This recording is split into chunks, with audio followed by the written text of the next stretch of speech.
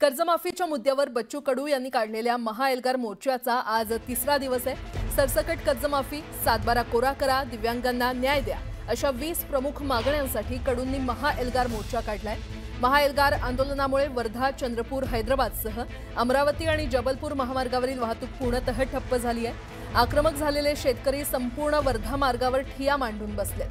जामठा इथल्या कापूस संशोधन केंद्राच्या 30 एकर मैदानासह संपूर्ण वर्धा मार्गावर आंदोलक पसरल्याने नागपूरकडे जाणारी सर्व वाहतूक ठप्प झाली आहे। संभाव्य परिस्थिती पाहता आंदोलक समृद्धी महामार्गावर पोहोचू नये यासाठी पोलिसांनी समृद्धीच्या आरंभ बिंदूकडे जाणारा मार्ग देखील पूर्णतः बंद केलेला आहे।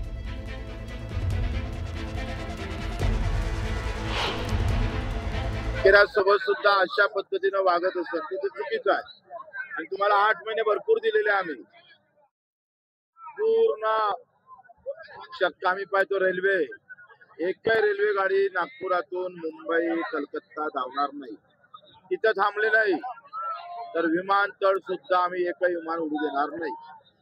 कुठेतरी विमानतळ उडू न देणं, लोकांना वेटिंग करणं, अनेक सामान्य नागरिक सुद्धा या रस्त्याने येणं जाणं करतात, ते सुद्धा अडकलेले आहे। बरेच लोकांचे काम अडखळत आहेत, काही माहिती जाणारे, काही पेशंट्स आहेत ते सुद्धा अडचणीत आहेत। काय वाटतं? आम्ही आयुष्यभराच अडचणीत आहे। 75 वर्षापासून रोज 8 आत्महत्या होते, ते तुम्हाला चालतं वाटतं? थेट जाणार आहोत। आमचे प्रतिनिधी उदय तिमांडे आपल्याला अधिकची माहिती देतील। उदय, बच्चू कडू यांच्या महाएल्गार मोर्चाचा आजचा हा तिसरा दिवस, अनेक ठिकाणी वाहतूक देखील ठप्प झालेली आहे, काय सविस्तर तपशील?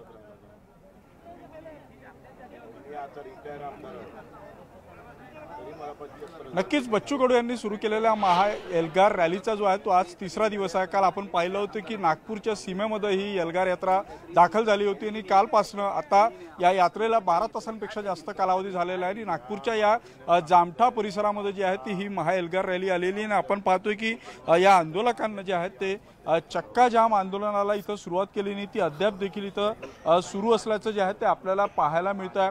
नागपूर हैदराबाद जोडणारा हा नॅशनल हायवे क्रमांक 7 आहे। ज्यावेळी आंदोलकांचा हा एल्गार मोर्चा इथं आला त्यावेळी हा चक्का जाम करण्यात आला।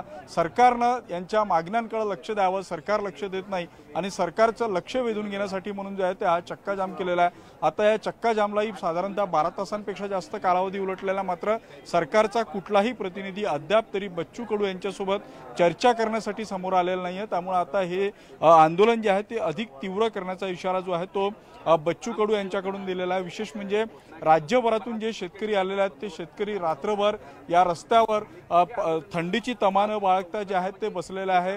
रात्रीचं कोणाला जेवण मिळालं, कोणाला पाणी मिळालं ते मिळालं देखील नाही, मात्र आपल्या मागण्यांसाठी जे आहे ते बच्चू कडू यांच्या पाठीशी उभं राहण्यासाठी हे शेतकरी जे आहेत ते इथं ठाम असल्याचं आपल्याला पाहायला मिळतं आहे। आज 12 वाजेपर्यंतचा अल्टिमेटम जो आहे तो बच्चू कडू यांनी सरकारला दिलेला आहे। जर 12 वाजेपर्यंत सरकारनं त्यांच्या मागण्यांची दखल घेतली नाही तर दुपारी रेल्वे रोको, विमान सेवा रोको, चक्का जाम तर सुरू राहीलच अशी भूमिका जी आहे ती बच्चू कडू यांनी घेतलेली आहे। त्यामुळे आता या सगळ्या प्रकरणामध्ये सरकारकडून काही तोडगा काढण्याचा प्रयत्न केला जातो का हे पाहणं जे आहे ते महत्त्वाचं असणार आहे। या सगळ्या संदर्भात आपण बच्चू कडू यांच्याशी संवाद तर साधूया, मात्र आपण पाहतोय की कार्यकर्ते जे आहेत ते जिकडे जागा मिळेल तिकडे थांबलेले आहेत। काही ट्रकवर बसून आहेत, काही उड्डाणपुलावर आहे, काही बसवर बसून आहेत। रात्रभर जे आहे ते रस्त्यांवर झोपून जे आहे ती जागून जी आहे ती रात्र या कार्यकर्त्यांना काढलेली आहे आणि आज देखील हे सगळे आपल्या आंदोलनावर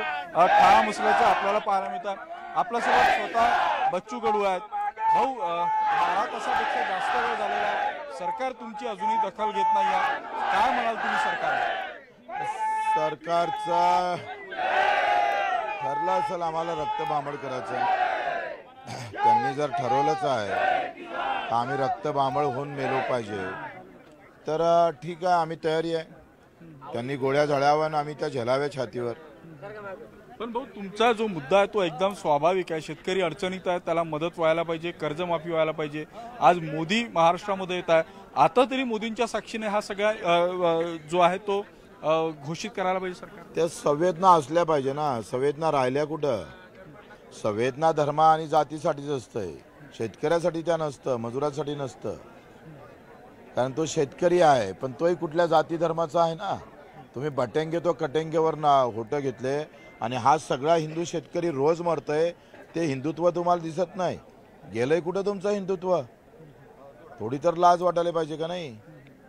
आणि जर एवढं सगळं करून सुद्धा ज्या पद्धतीनं 8 महिन्यापासून आम्ही आंदोलन करतोय त्याचं तुम्ही मीटिंग घेऊन साधी अंमलबजावणी करत नसाल तर मग आता करायचं काय? म्हणजे शेतात जाऊन पुन्हा आत्महत्या करायची ती लोकशाही तुम्हाला पसंत आहे? शेतकऱ्याच्या आत्महत्येची लोकशाही पसंत आहे आणि आम्ही कापा म्हटलं तर तुम्हाला लोकशाही आठवतंय? भाऊ तुम्ही कापा म्हणताय पण तुमच्या हातावर एक चिंधी दिसतं साडीची आहे. काय ही चिंधी आहे आणि या आंदोलनाशी याचा काय संबंध आहे? येताना एक माऊली भेटली, तिच्या डोळ्यात पाणी होतंय आणि ती म्हणत होती का माझ्या गावात बाजूनं एक आत्महत्या झाली, ते पण कर्ज बाजारीपणामुळेच झाली आणि सोयाबीन वगैरे काय होतं ते पण पिकलं नाही आणि त्यांनी ही डोळ्यात थेंब येते ही बांधलेली आहे आणि तिनं सांगितले का ही जर कर्जमुक्ती झाली नाही तर माझ्या पतीचं कधी काय होऊन काही सांगता येत नाही. माझ्या पतीची आत्महत्या जर होऊ द्यायची नसेल तर ही गाठ बांधतोय, ही माझ्या साडीचा पदर फाडून मी तुम्हाला बहीण म्हणून ही राखी बांधतोय. मुक्ती होऊनच वापस या, नाहीतर तुम्ही जर मुक्ती होऊन वापस आले तर माझ्या नवऱ्याच्या लागलेली फासाची गाठ आहे या कर्जाची, त्याच्यातून तो नवरा मुक्त होईल. एक भाऊ म्हणून आम्हाला मदत करा. भाऊ हे प्रतिकात्मक एक पकडायचं अशा अनेक भगिनी आहेत ज्यांना तुम्हाला अशी गाठ बांधायची आहे, तुमच्यापर्यंत पोहोचू शकत नाही. भावना आहे. कसं आहे लक्षात घ्या का रोज मरण दिसतंय. डोक्यावर 3 लाखाचं कर्ज आहे, कसं जगू शकत असेल? एखाद्या व्यापाऱ्याच्या अंगावर कर्ज आहे, त्याला किमान इन्कमिंग तरी आहे, कुठून ना कुठे येतं बाबा, हे आशावाद आहे. इथं काहीच नाही हो. तुम्ही सांगा आता सोयाबीन, धान गेला, कांदा गेला, तुमचं केळी गेली, काहीच नाही ना हाती. कुठून आशा करणार आहे तो? बरं बच्चू, आता या तुमच्या आंदोलनामुळे जे आहे ते शहराला मोठा फटका बसतोय. रस्त्याची वाहतूक जाम झालेली आहे, अनेक लोक अजूनही रस्त्यात अडकलेले आहे. तुम्ही इतरांना वेठीस धरून तुमचं आंदोलन करता असा आरोप तुमच्यावर होता. सरकार आम्हाला वेठीस धरलेला आहे, तो सरकारने निर्णय घ्यावा ना. हे सरकारचं काम आहे. शासनानं त्या पद्धतीनं समोर यावं. आम्ही काय आताच आंदोलन केलं, अगोदर 2 दिवस अगोदर पत्र दिलं मग आम्ही इथं बसलो का? 8 महिने झाले करतोय. ही जबाबदारी सरकारची नाही वाटत तुम्हाला? बरोबर. आज आंदोलनाचं कसं स्वरूप असेल दिवसभर? आज जर सरकारनं प्रतिसाद दिला नाही तर काय होईल? 12-1 वाजेपर्यंत जर निर्णय झाला नाही तर आम्ही रेल्वे जाम करू.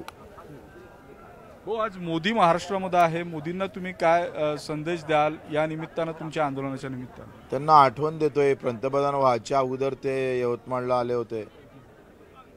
जिथं जे पिकन त्याच्यावर प्रक्रिया करू, तुमचे भाव वाढू, दाम दुप्पट करू, उत्पादन दुगना करूंगा. विसरले मोदीजी. आता किमान या आंदोलनातून काही स्मरण होऊ द्या. मी म्हणतोय सरकार जर राज्य सरकारमध्ये पैसा नसेल तर केंद्राच्या बजेटमधून देवा बोले पैसे द्या आणि माफ मुक्तीचा नारा द्या. आज आलेच आहे महाराष्ट्रात तर शेतकऱ्याला विसरू नका जाऊ. येऊ द्या शेतकऱ्याचं नाव तोंडात थोडं.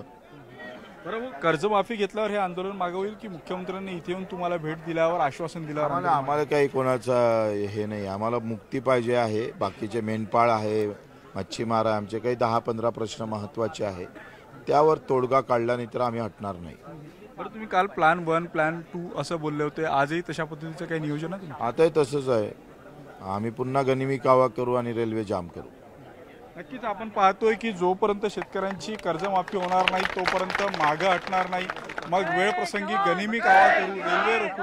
मात्र सरकारने जे आहे ते या सगळ्या मागण्यांची दखल घ्यावी आणि शेतकऱ्यांची कर्जमाफी करावी या मुद्द्यावर जे आहे ते बच्चू कडू ठाम असल्याचं आपल्याला इथे आंदोलनाच्या निमित्तानं पाहायला मिळतं. बरं, आता बच्चू कडूंच्या या मागण्या पूर्ण होतात का? सरकार नेमकी काय भूमिका घेतं हे पाहणं महत्त्वाचं ठरणार आहे. उदय, धन्यवाद या संपूर्ण माहितीसाठी. पुढच्या